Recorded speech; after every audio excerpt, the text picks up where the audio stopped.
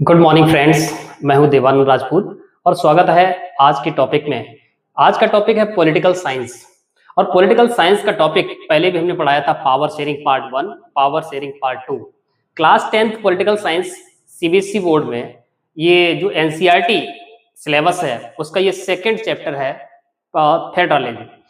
Federalism का मतलब क्या होता है? आपने ये वर्ड बहुत सुना होगा, फेडरल फॉर्म ऑफ गवर्नमेंट। ये एक सिस्टम होता है गवर्नमेंट का।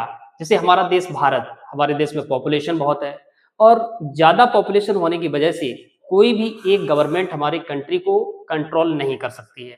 ऐसी सिचुएशन में more than one level of government रखना पड़ता है। तो हमारे यहाँ पर कम से कम 3 लेवल हैं, और वो 3 लेवल जिसमें फर्स्ट लेवल सेंट्रल गवर्नमेंट है, सेकेंड लेवल स्टेट गवर्नमेंट है, थर्ड लेवल भी होता है। ये जरूरी नहीं हर एक कंट्री में हो, लेकिन हमारे देश में ये थर्ड लेवल है जिसको हम कहते हैं लोकल गवर्नमेंट। बट ध्यान इस बात का देना है, जो फर्स्ट है central government, state government, these 2 levels are necessary for federal structure. Federal structure means जो फेडरल फॉर्म ऑफ गवर्नमेंट होता है, जिसका एग्जांपल, बेस्ट एग्जांपल इंडिया, हमारा देश। यहां पर कम से कम 2 लेवल तो होने ही चाहिए। 2 लेवल में पहला लेवल सेंट्रल गवर्नमेंट, दूसरा लेवल स्टेट गवर्नमेंट। कम से कम 2 level. It means federal is the system of government in which minimum 2 tier of government, in which 2 level of government is exercised.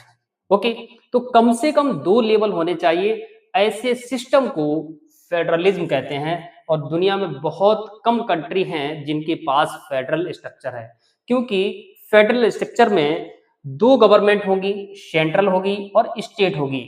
लेकिन बहुत सारे छोटे छोटे देश होते हैं, जैसे श्रीलंका है, बेल्जियम है। छोटे छोटे देश में पॉपुलेशन ज्यादा नहीं होती है, और ज्यादा पॉपुलेशन नहीं होती है तो ये वाली जो स्टेट गवर्नमेंट है इसकी कोई नीड नहीं होती है, लोकल की कोई नीड नहीं होती है। तो वहां पर एक ही गवर्नमेंट से काम चल जाता है, सेंट्रल गवर्नमेंट। तो सेंट्रल गवर्नमेंट मित्रों समझ गए होंगे, सेंट्रल फेडरल स्ट्रक्चर समझ गए होंगे कि फेडरल फॉर्म ऑफ गवर्नमेंट क्या होती है। मिनिमम 2 लेवल ऑफ गवर्नमेंट जहां पर होते हैं उसको हम कहते हैं federal structure, federal form of government.